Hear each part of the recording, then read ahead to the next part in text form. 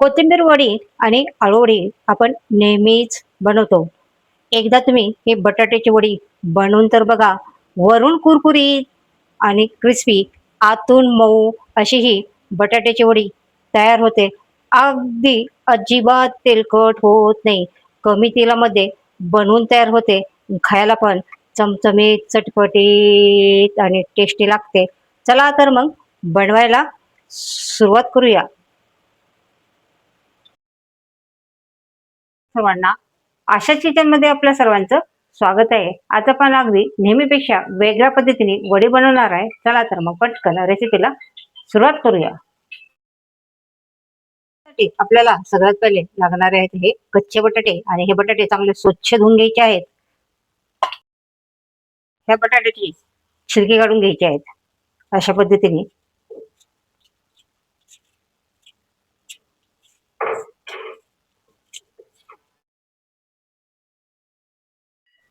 बटाट्याचे छिलके काढून घेतलेले आहेत. आता आपल्याला लागणार आहे एक मोठी प्लेट आणि आता लागणार आहे मोठी खिसणी. ह्या मोठ्या खिसणीने आपल्याला हे बटाटे खिसून घ्यायचे आहेत आणि पाण्यातच खिसायचे आहेत. कारण बटाटे पाण्यात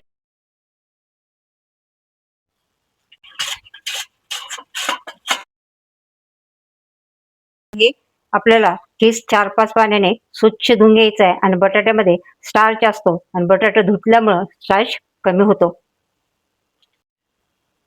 हे बघा 4-5 पाण्याने स्वच्छ धुतलं आणि पुन्हा आपल्याला हे किस पाण्यामध्येच ठेवायचा आहे. याच्यासाठी आपल्याला करायचं आहे वाटण. आता 6 ते 7 हिरव्या मिरच्या घेतलेल्या आहेत. 9 ते 10 लसणाच्या पाकळ्या घेतल्या आहेत. 1.5 इंच इतकं अद्रक घेतलेलं आहे. आता घ्यायचं मिक्सरचं भांडं आणि त्याच्या असं वाटून घ्यायचं आहे. आता हा खीस तुम्हाला असा चांगला पिळून घ्यायचा आहे आणि वाटीने असा मोजून घ्यायचा आहे, जेणेकरून आपल्याला पिठाचा अंदाज येईल. असा दाबू मोजायचा आहे. आता हे 1 वाटी आणि हा अर्ध्या वाटीच्या दरम्यान खिस आहे. त्या वाटीने आपण खीस मोजलाय त्याच वाटीने आपल्याला बेसन पीठ मोजून घ्यायचं आहे. 1.5 वाटी बेसन पीठ घेतलेलं आहे. आता हे बेसन पीठ आपल्याला चाळून घ्यायचं आहे. आता आपण हे वाटण तयार करून घेतलेलं आहे.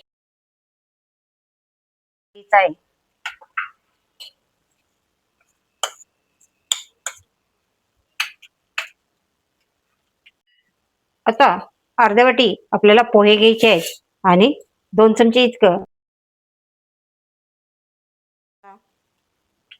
मिक्सरला अगदी बारीक वाटून घ्यायचंय बरं का. आपले पोहे आणि डाळ वाटून झालेलं आहे. मस्त बारीक असं पीठ झालेलं आहे. आता हे पीठ आपल्याला याच्यामध्ये घालायचं आहे. आता याच्यामध्ये आपण घालणार आहे काही मसाले.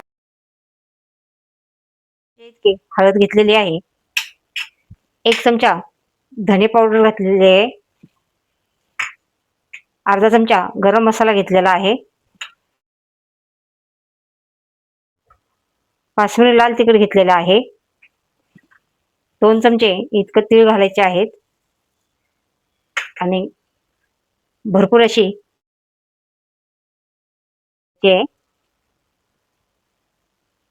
आणि चुटकीभर हिंग घालायचा आहे.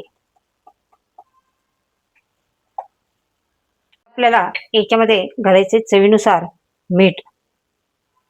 हे चांगलं मिक्स करून घ्यायचं आहे. कोथिंबीर आणि बटाट्याच्या ओलसरपणामध्येच हे आपल्याला आटा.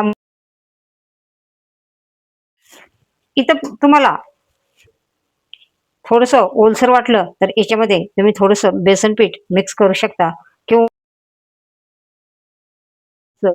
पाणी घालायचं आहे. हे पहा अशा पद्धतीने आपला आटा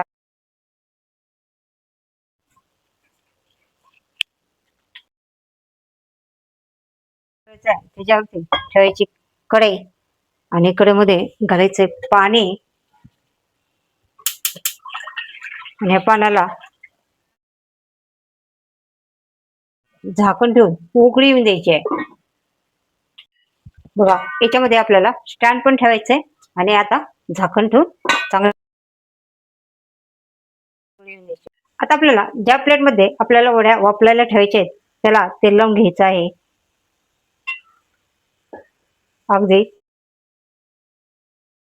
हाताने लावून घ्यायचंय. आता आपल्याला हा पिठाचा गोळा एकसारखा असा पसरून घ्यायचा आहे. कुठं पातळ कुठं जाड असा अजिबात करायचा नाही.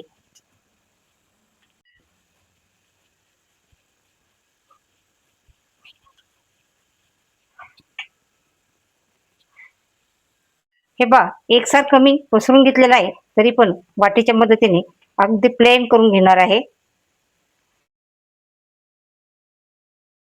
अशा पद्धतीने मी हे पीठ थापून घेतलेलं आहे आणि ही प्लेट आता आपल्याला कढईमध्ये वापरण्यासाठी ठेवायची आहे.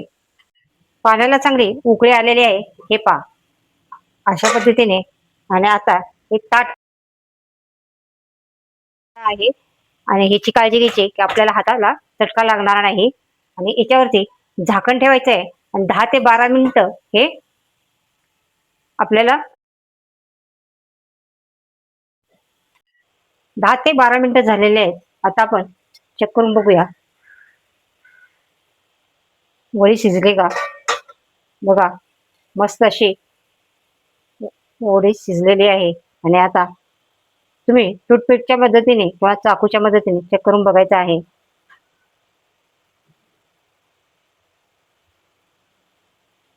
हे पहा चाकूला लागत नाही, याचा अर्थ आपली वडी शिजलेली आहे. आता वडे मी एक 5-10 मिनिटं थंड करायला ठेवलेले आहेत. बघा हे कडा पण असे सुटलेले आहेत. आणि आता तुम्ही तुमच्या आवडीनुसार आकार देऊन ह्या वड्या कट करा. तर हे पहा अशा पद्धतीने मी ह्याला चौकोनी आकार देणार आहे आणि ह्या वड्या कट करून घेणार आहे.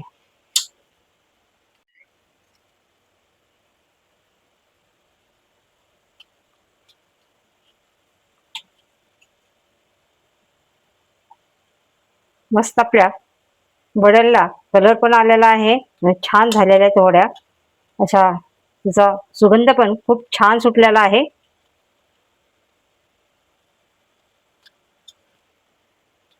आता आपण वड्या काढूया. एका कडेकडेने काढायच्या आहेत. बघा अशा पद्धतीने मस्त वड्या निघतात. बघा साऱ्या वड्या आपण काढून घेऊया. हे पहा अगदी असं चाकू घातला की सगळ्या वड्या अशा व्यवस्थित निघत आहेत. पण बघा आपल्या वड्या कुठंही चिकटलेल्या नाही आहेत. मस्त अशा वड्या निघालेल्या आहेत.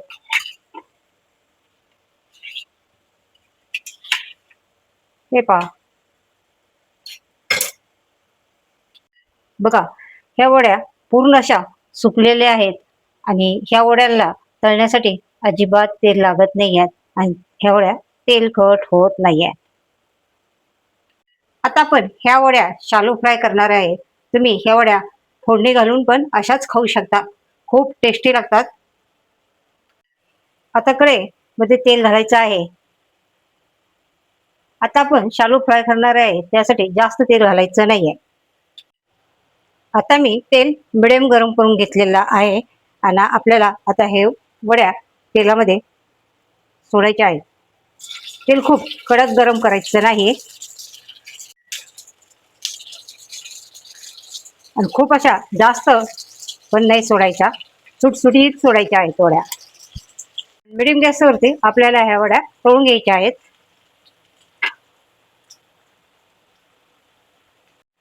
आता आपल्याला ह्या हलवत राहायच्या आहेत. ह्या वड्या हलवल्या म्हणजे एकसारख्या तळल्या जातात आणि ह्याला कलर पण एकसारखा येतो. आता आपल्याला ह्याला पलटी मारून घ्यायची आहे. मस्त असा कलर आलेला आहे. सगळ्या वड्यांना अशी पलटी मारून घ्यायची आहे. मस्त असा वड्यांना कलर आलेला आहे, अगदी गोल्डन कलर आलेला आहे बघा. ह्या कुरकुरीत क्रिस्पी झालेल्या आहेत. चला आपण ह्या वड्या काढून घेऊया आणि बाकीच्या साऱ्या वड्या तळून घेऊया.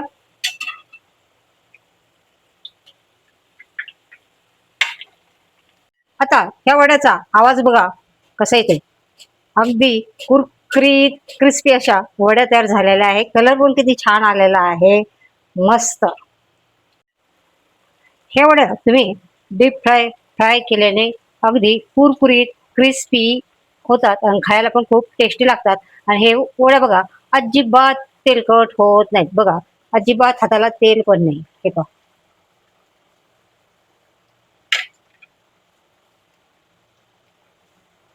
लागलंय का ते? नाही. बघा वडी किती मस्त तयार झालेली आहे. रंग पण किती छान आलेला आहे. खायला पण खूप टेस्टी लागते. एकदा तुम्ही या पद्धतीने वड्या बनवून तर बघा, सर्वजण आवडीने खातील आणि एकदा खाल्ले तर पुन्हा पुन्हा मागतील. हे वड्या वरून कुरकुरीत क्रिस्पी, आतून मऊ, खायला पण तेवढ्या टेस्टी लागतं बघा. आता ही वडे मी तुम्हाला तोडून नाही दाखवत, खाऊन दाखवते बरं का. तर बघू कुरकुरीत क्रिस्पी झाले का.